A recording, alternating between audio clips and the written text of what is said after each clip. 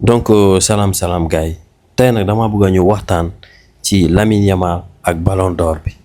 Lamine Yamal Ballon d'Or parce que maa ngi gis ñu bëri ñu ngi opposé wu que ne Lamine Yamal warul jël Ballon d'Or mais pourquoi waruñu koo jël la moo tax waruñu koo jël waru koo jël donc nañ dugg ci sujet bi ma wol leen affaire yi nan la ak naka la tey nag dama bëgg a ñu waxtaan ci xel mu sell ci xel mu dal les gars donc gis ngeen fii Yamal fonce tout droit vers le Ballon d'Or. La Coupe du Monde a fait passer Lamine Yamal du statut de produit mondial à celui des véritables candidats du Ballon d'Or. Gis ngeen, il a été deuxième meilleur dribbleur de la Coupe du Monde et énormément contribué à la création de jeux durant le tournoi à la échancrer supporter avec Barcelone. Donc gis ngeen maanaam palmarèsam histoire am ci Coupe du Monde bi jàll ni ci jaar-jaaram bi nga xamante ne def na ko ci Coupe du Monde bi donc loolu la gars yi di waxtaanee nii donc maa ngi gis nag ñu bëri di naan Lamine Yamal waruñu koo jox Ballon d'Or ma ne leen lan moo tax waruñoo jox ba Lamine Yamal Ballon d'Or ñu ne parce que deful dara ci Coupe du Monde bi donc bu dee ku def dara ci Coupe du Monde bi la ñuy xool kon Rodri waruñu koo jox meilleur joueur lan moo tax Rodri ñu jox ko meilleur joueur waruñu jox Rodri meilleur joueur normalement Messi moo waroon nekk meilleur joueur de la compétition parce que moom au moins am na 8 bi ak 4 passes décisives loolu am na ko mais Rodri dugalul paasul deful dara compétition bi jeex ndax lan équipe am bi dëkkam moo jël Coupe du Monde bi moo tax ñu jël meilleur joueur bi jox ko Rodri lu tax loolu mais pourtant Lionel Messi mu ngi foofu te Lionel Messi dem na ba final donc dañ ko waroon jox Lionel Messi donc Ballon d'Or bi tam buñ ko joxee Lamine Yamal c'est normal ñu jox ko Lamine Yamal parce que Rodri jox nañ ko meilleur joueur donc bu dee koo xamante ne sa dëkk moo jël Coupe du Monde bi moom la ñuy jox meilleur joueur donc Ballon d'Or bi tamit noonu lañ koy def voilà bu la ñu sonal yéen supporter Real Madrid yéenay nekk ci réseau yi fii di sonal nit yi di wax di n'importe quoi te xamoo leen football yéen waa Real Madrid yi xamoo leen football wax naa leen ko waxaat leen ko xamoo leen football supporter Real yi xamuñu football de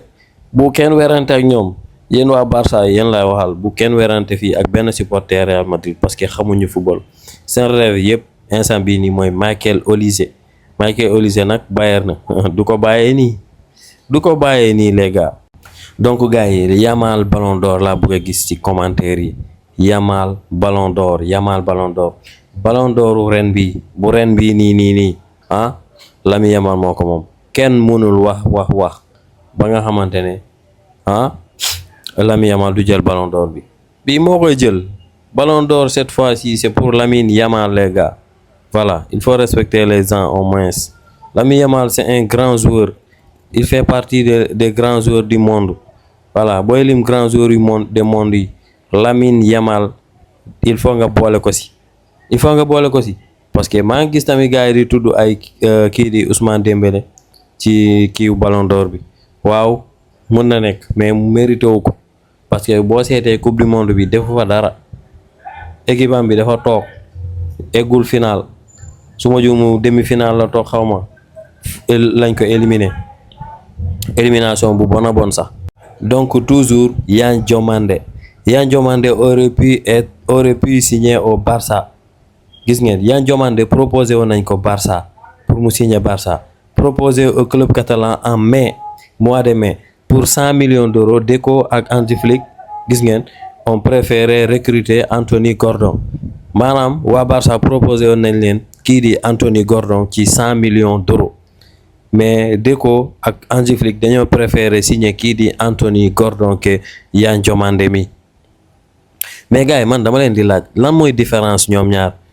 Anthony Gordon ak Yan Diomandé mi lan mooy seen différence maanaam ci biir terrain bi quoi tontu leen ma dans les commentaires donc finalement Ivoirien devrait rejoindre devrait rejoindre le Real Madrid pour 120 millions d'euros kon donc lii nii c'est confirmé quoi lii c'est confirmé mais en tout cas gisaguma waa jooju noonu mu def here we go gisaguma ko voilà en tout cas mun na nekk